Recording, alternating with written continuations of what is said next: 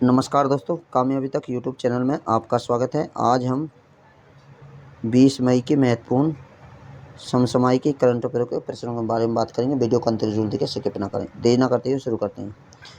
आज का motivation code है, वाणी के बजाय कार्य से दिए गए उदाहरण कहीं ज़्यादा प्रभावित होते हैं। बात ना बनाएं, कार्य करके दिखाएं। सफल होकर दिखाएं, जब आप प्रभाव आपका दुनिया पर पड़ेगा। तो शुरू करते हैं। पहला प्रश्न, हाल ही में किस राज्य या केंद्र शासित प्रदेश के उपराज्यपाल ने इस्तीफा दे दिया है?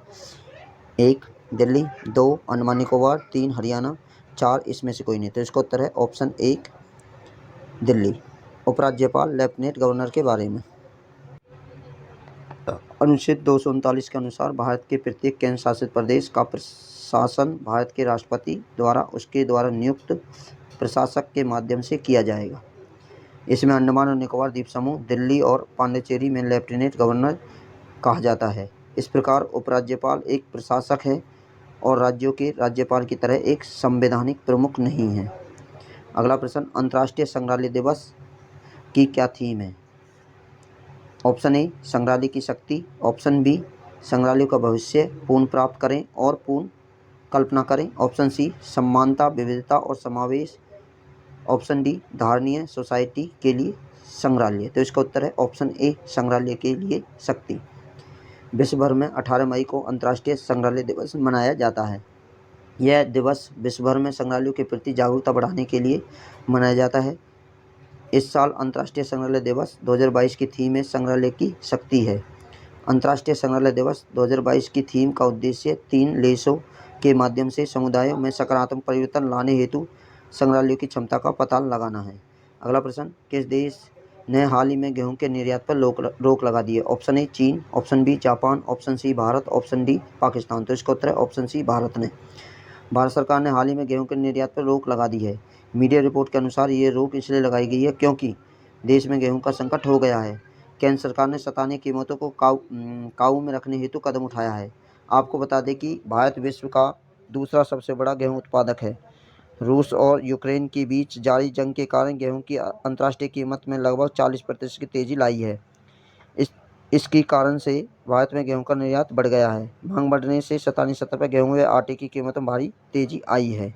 अगला प्रश्न, संयुक्त राष्ट्र महासभा ने एक गुप्त मतदान में चेक गणराज्य को संयुक्त राष्ट्र मानवाधिकार परिषद में किस देश को रिप्लेस करने के लिए चुना है? Option A Nepal, option B Sri Lanka, option C Bhutan, option D रूस। तो इसका उत्तर है ऑप्शन डी रूस को चुना है।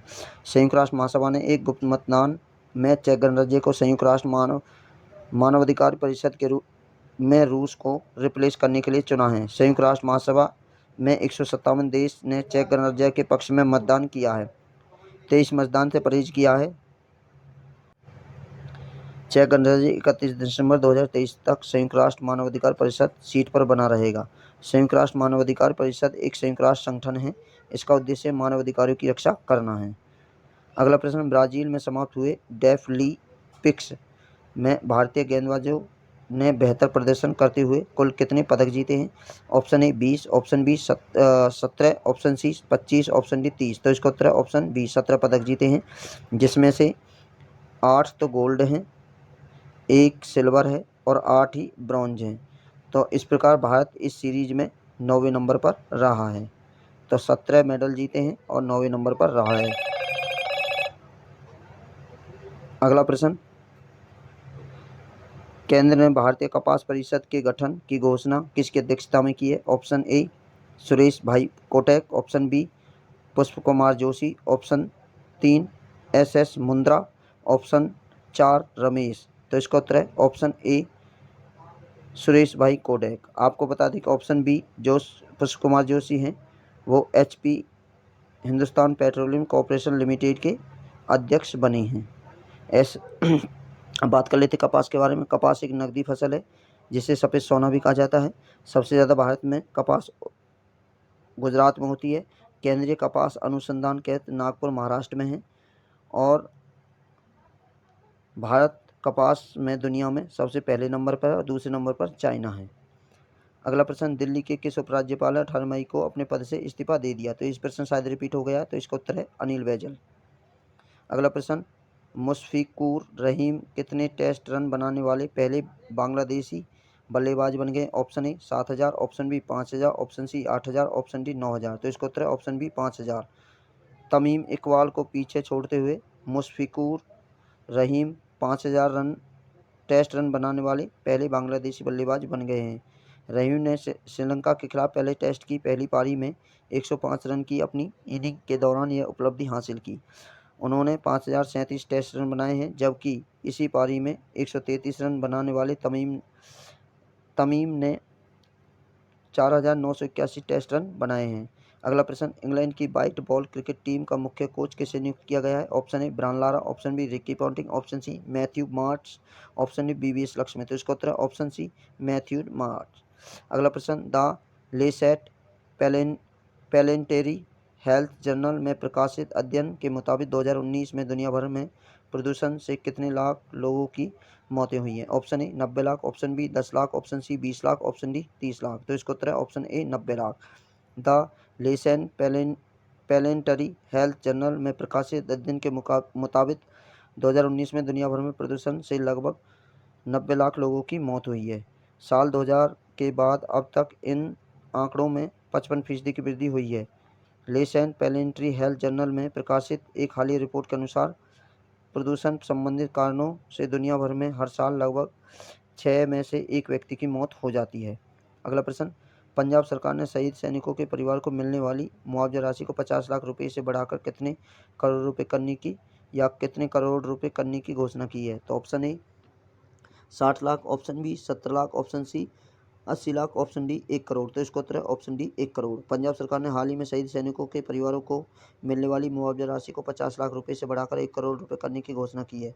साथ ही राज्य के मुख्यमंत्री भगवंत मान ने कहा है कि DSR तकनीकी इस्तेमाल करने वाले किसानों को 1,500 रुपये प्रति एकड़ प्रोत्साहन राशि दी जाएगी, जिसके लिए सरकार ने 450 करोड़ रुपए का बजट तय किया है।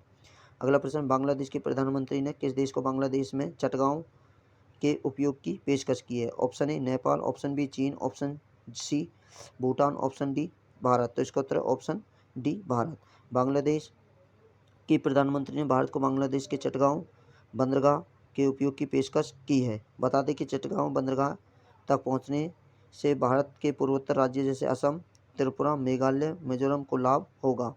आज़ादी से पहले भारत के पूर्वोत्तर हिस्से में ब्रह्मपुत्र और बराक नदी प्रणालियों के माध्यम से चटगांव बंदरगाह तक पहुंचा जाता था। चटगांव बंदरगाह बांग्लादेश की प्रमुख बंदरगाह कर्णफूली नदी पर बनाया गया है। अगला प्रश्न, किस देश के शोधकर्ताओं ने चंद्रमा की मिट्टी पर पौधे उगाए हैं जिसे पृथ्वी पर लाया गया था? Option A Japan, option B चीन, option C America, option D Pakistan. जो इसका उत्तर है ऑप्शन सी अमेरिका। हाल ही में फ्लोरिडा विश्वविद्यालय के अमेरिकी शोधकर्ताओं ने चंद्रमा की मिट्टी पर पौधे उगाए हैं जिसे पृथ्वी पर लाया गया था। अपोलो मिशन 11, 12 और 17 में अंतरिक्ष यात्रियों ने लगभग 50 साल पहले चंद्रमा से मिट्टी को पृथ्वी पर लाया था। अर्बिडो पिसिस थालियाना नामक पौधे की प्रजाति चंद्र मिट्टी में उगाई गई। बता दें कि चंद्रमा मिट्टी पर उगाए गए पौधे उतने मजबूत नहीं होते जितने पृथ्वी की मिट्टी पर उगाए पौधे होते हैं। वास्तव में अंकुरित और विकसित होते हैं।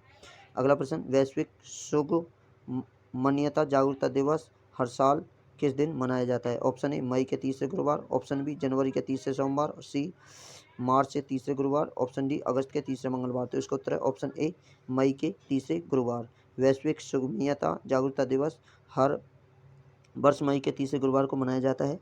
इस दिन का उद्देश्य लोगों की दुनिया में 1.2 बिलियन दिव्यांगों के लिए डिजिटल वेब सॉफ्टवेयर मोबाइल सुगमनीयता और समावेश के बारे में बात करने, सोचने और सीखने हेतु प्रेरित करता है। वैश्विक सुगमनीयता जागरूकता दिवस पहली बार 2012 में एक ब्लॉग पोस्ट के प्रकाशन के कारण मनाया गया था।